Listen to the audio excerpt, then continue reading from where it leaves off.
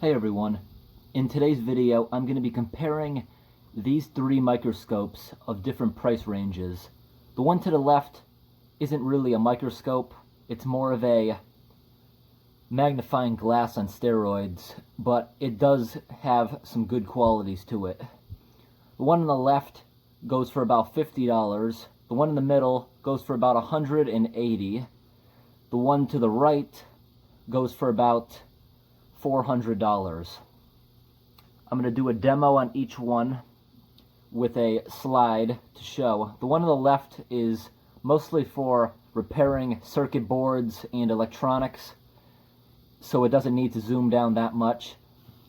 The one on the left claims to go up to 1000 times zoom, but it only goes up to around a 100, and that's all you would need for what it's made for.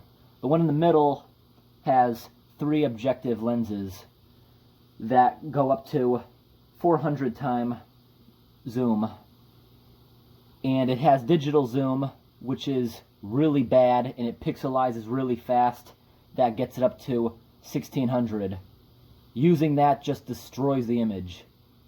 The one to the right can go up to 2600 time with its objectives without any kind of digital zoom. This one here, the good thing about this one is the top you can put a microscope camera, or you can even buy an adapter so you can put just a standard SLR camera on there.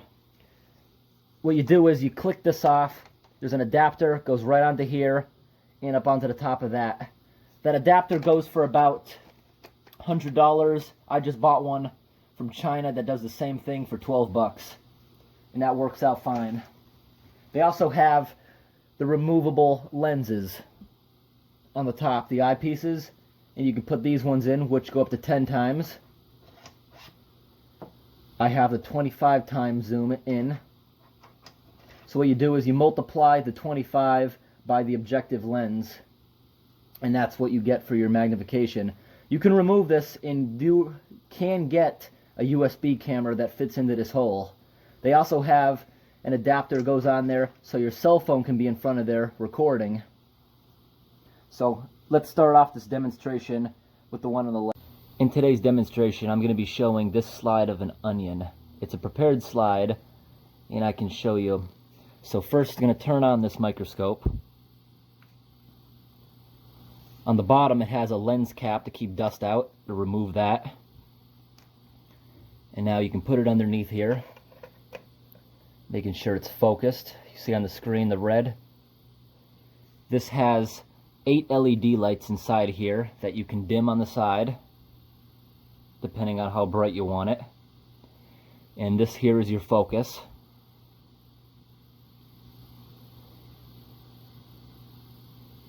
Okay, move that over just a bit. It takes a little bit, but that's as good as you're going to focus.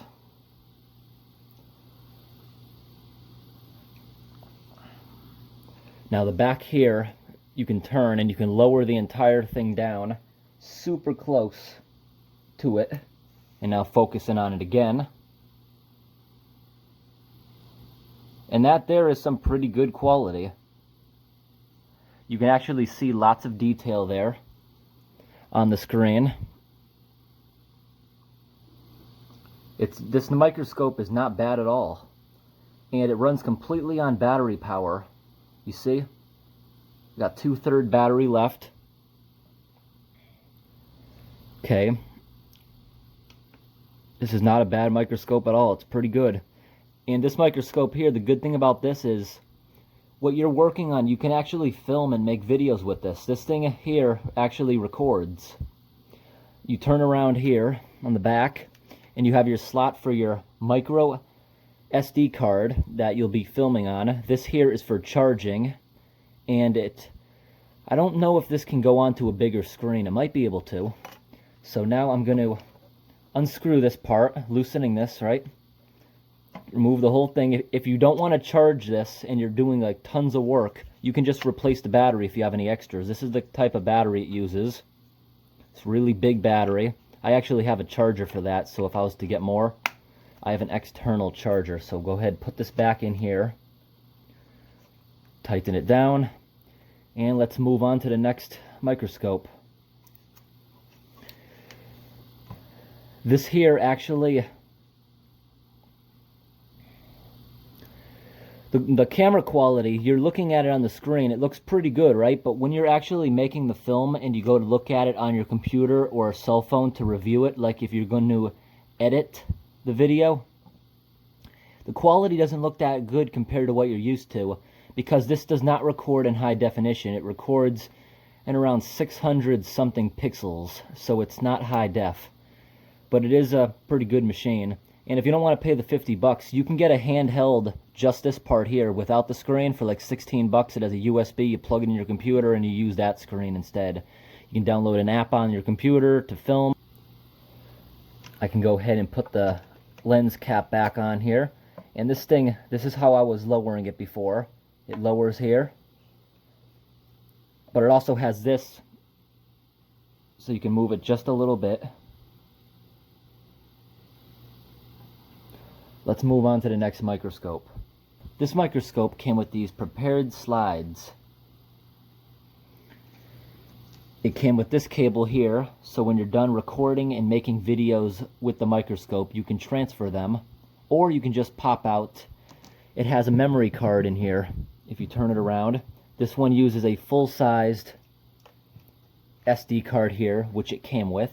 It's only 1 gigabyte, but that 1 gigabyte will get you about, I'd say, at least 20 minutes of recording, because this does not record in high definition. It records in low definition. But the screen quality is pretty good on this. It came with this cable here, so you can attach it to a larger monitor such as a TV. I don't recommend doing that because it only goes over there in black and white. And it also pixelates a whole bunch. Let's get some examples of all these problems. First, going to go ahead and turn this thing on. The power button's behind the screen here. Takes just a second for it to boot up. It is now on. And just like the first microscope, it has all the camera options and all that. Right now it's in the mode to take pictures. You can switch it over to take videos and all that stuff. So first, I'm going to go ahead and put the slide on here. I'm going to open up the clip. Carefully slide it in there. This has 2 knobs over on the side so I can center it. I'll go ahead and turn the light up. Okay, I got the onion centered on there. Now this microscope here, the focusing is really not good at all, and that's what most people who buy this microscope complain about. Right now I'm in lowest lens, so this is only going up about 4 times.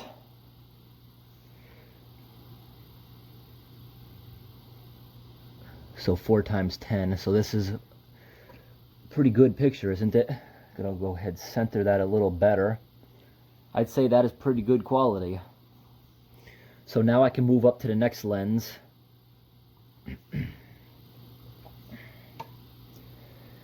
And got to go ahead and focus in just a little bit. Now, on the lowest objective lens, it doesn't have this problem, but the 2 higher ones, you see how I'm holding the focus? If I let go, you see, the table drops a little bit because the table isn't tight enough, so it drops off a little bit. The fine focusing isn't that good on this. Okay, so move it over into the highest lens here. The highest lens here is with the stuff all put together. This is going to be around 400 times, which is the best optical you're going to get with this microscope. You can barely see it, right? Because it's kind of dark, right? That's what happens when you zoom in with a microscope. It usually becomes darker. Really not a big deal. All microscopes do that. This one here has this, you can turn it for different filters. If you can even see that, it's a blue filter, plain, green, yeah, there's orange, back to blue. This one here, unlike more expensive microscopes, it does not have a light condenser, so you can adjust that stuff.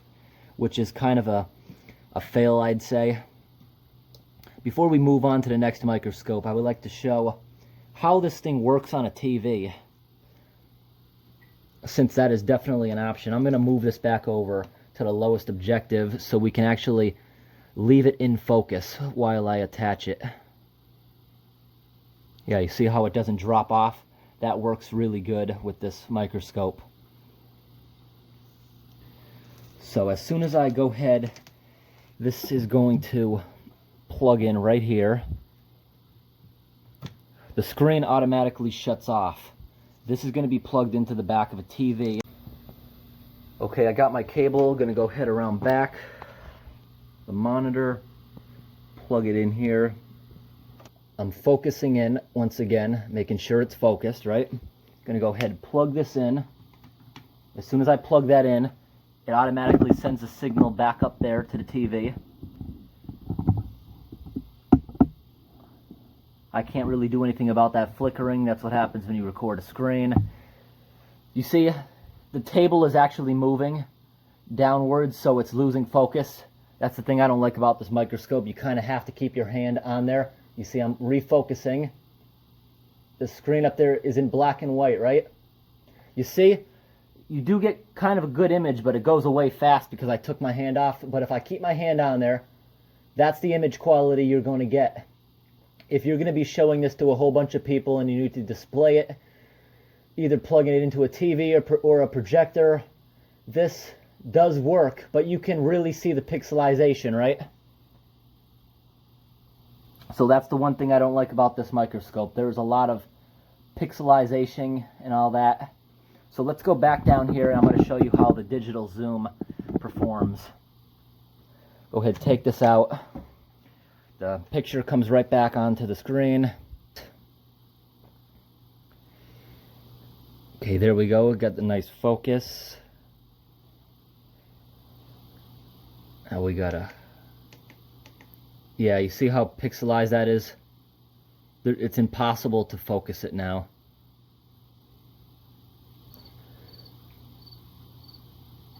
Yeah, so that goes up to 1600 times zoom with all that stuff.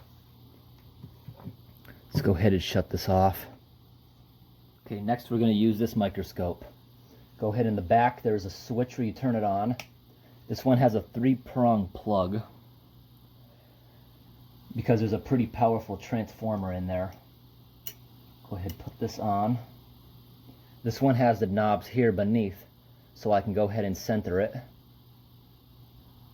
I'm going to start off in the lowest objective.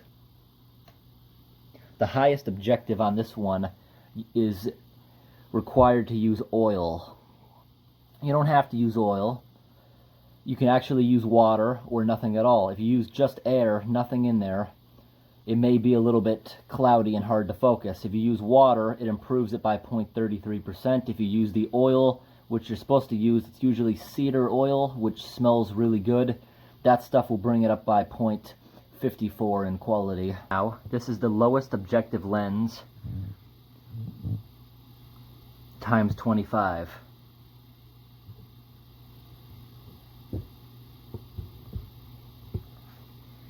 Okay, what you're seeing now is the product zoomed in 100 times. I'm moving up to the next objective lens.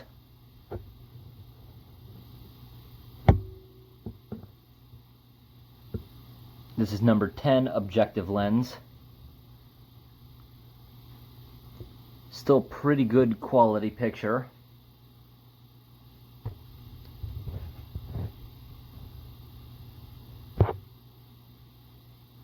Moving up again to the next objective lens, which is the 40. Okay, because I just moved up to the 40 time, this is where you have to start using your light condensers to try to get a better image.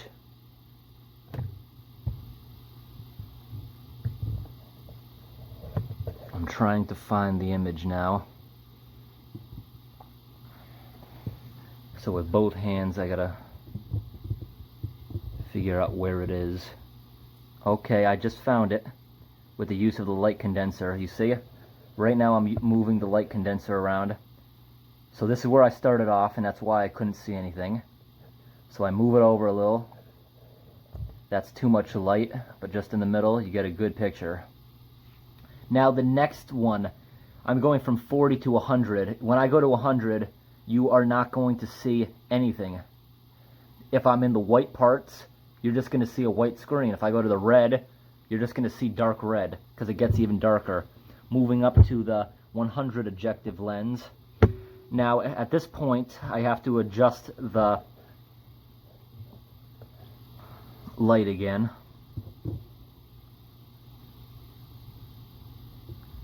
So now moving around, I'm really not going to see much now because I'm zoomed in way too much for that kind of specimen.